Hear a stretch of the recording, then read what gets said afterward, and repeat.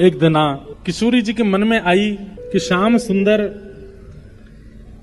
के नंद भवन जाऊं, जाए करके देखूं कि वहां कैसी लीला करें, यशोदा मैया से मिलके आऊं एक बार। किशोरी जी के मन में आई अपने आप। ठाकुर जी ने पता तो बता ही रखे हो, ठाकुर जी तो 2-3 बार आ चुके हैं बरसाने। आज पहली बार किशोरी जी नंद भवन जा रहे हैं। ये बड़े बन ठन के आते हैं हमसे मिलने निकुंज में। आज ने घर ही जाके देखे इनकी कितनी पूंछ है घर में। नंद भवन पहुंच गई अकेली और मन में विचार कर रही है कैसे बुलाऊं कन्हैया को। सबसे पूछो भैया नंद भवन कहाँ है? बोले ये सामने वाला ही नंद भवन है। हम छोड़े वरना मैं चली जाऊंगी। छोटी सी किशोरी जी पहुंच गई।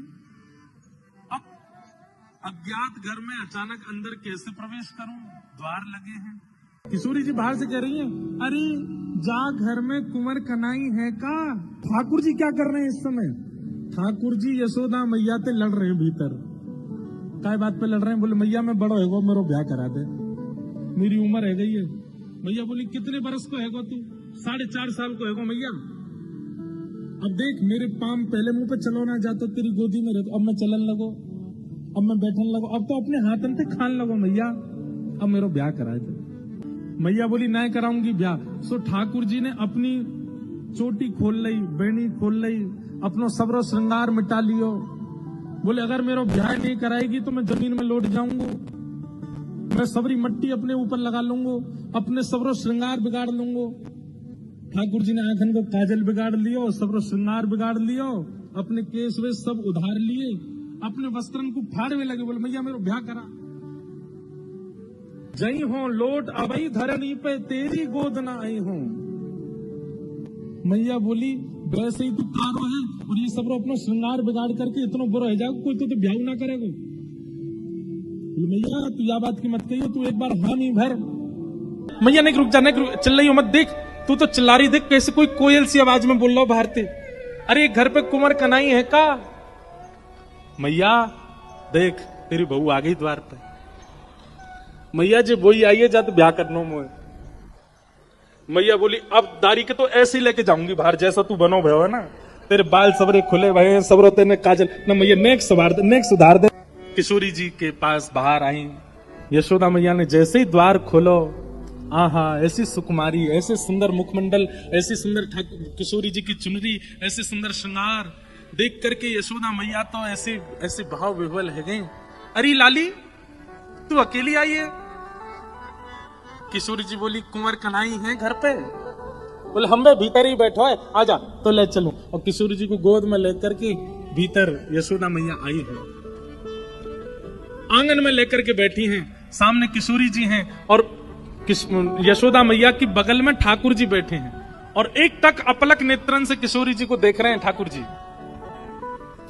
यशोदा मैया बोली लाली तेरो गांव कौन से गांव ते आई है तू? ठाकुर जी बोले मैया मैं बताऊं, जब बरसाने ते आई है। भानु जी की लाली है? किशोरी जी बेचारी कुछ नहीं बोल रही, बस सिर गर्दन हिला रही है। उत्तर तो सब ठाकुर जी दे रहे हैं। हाँ मैया उन्हीं की लाली है जो। अच्छा तेरो नाम का है लाली? ठाकुर जी बोले मैया जाको नाम राधा रखो है। मैया बोली तो पूछ रही हूं मैं, तू काय को बता रहा बात पूछ रही हूँ, भाई बोलन दे। मैया कल मैं जमुना जी में गयो खेलवे के काज। बोले अच्छा फिर माँ का भयो? बोले महाते मैया मैं नंद भवन को रास्ता भूल गयो, मैं अपने घर को ही रास्ता मालूम नहीं पड़ो। और मैं तो मैया एक वृक्ष के नीचे बैठ के रोन लगो, एक वृक्ष के नीचे बैठ के जैसे रोन लगो, इतनी में ही जी लाली आ गई मेरे पास और मुझे आके बोली तुम काय को रो रहे हो? तो मैंने कही मैं अपना घर भूल गया हूँ, मेरा घर कांकू है। तो जे मेरो हाथ पकड़ के मुझको यहाँ छोड़ के गई है। मैया बोली अच्छा।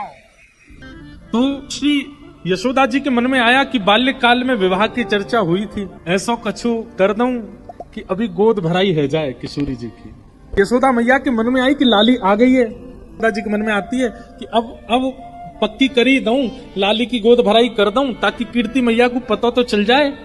तो यशोदा मैया जी ने चर्चा प्रारंभ कराने का ये प्रावधान सोचा कि लाली को श्रृंगार कर दूं। लाला को तो नीचे गोद से बैठा दिया और किशोरी जी को अपनी गोद में बिठाया है यशोदा जी ने। और श्री यशोदा जी लाली को श्रृंगार कर रही हैं। कैसे?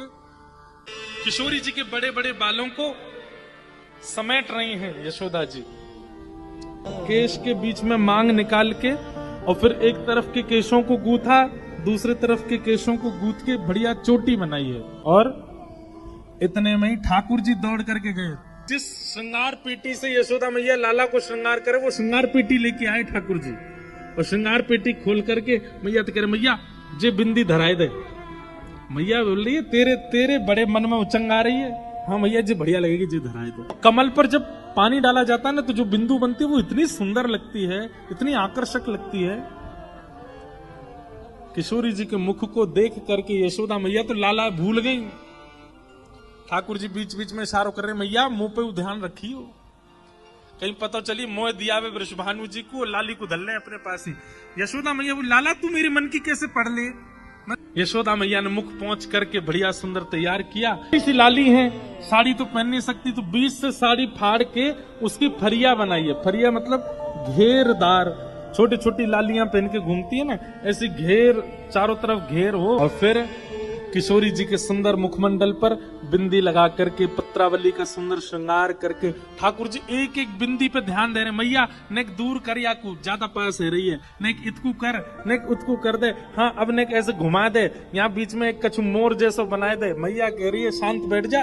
अब वहाँ कीर्ति जी पूरे बरसाने में खोज रही, खूब सारी सामग्री दे करके, लाल चुनरी उड़ा करके, सब कछु दे के गोद भर दे। और कही, लाली अब जा, कोई कछु पूछे ना कह दियो यशोदा जी ने किया श्रृंगार, कोई कछु ना कहेगो तो थे। नन्ही सी किशोरी जी और कन्हैया को इशारा करके वहां से चली गई, मिल के चली गई। अब वहां कीर्ति जी पूरे बरसाने में खोज रही है, मेरी लाली कहाँ चली गई। छोटी सी लाली भोरी सी है, कोई बहका के ले गए हो बाकू। सब जगह खोजे लेकिन कहीं दिखे नहीं। इतने में ही देखो नंद भवन के मार्ग से, और किशोरी जी तो महाराज वैसी सुंदर, और इतनो सुंदर श्रृंगार यशोदा मैया ने कियो। पत्रावली को श्रृंगार कियो है किशोरी जी के, सुंदर सुंदर पत्रावली बना करके किशोरी जी को श्रृंगार कियो।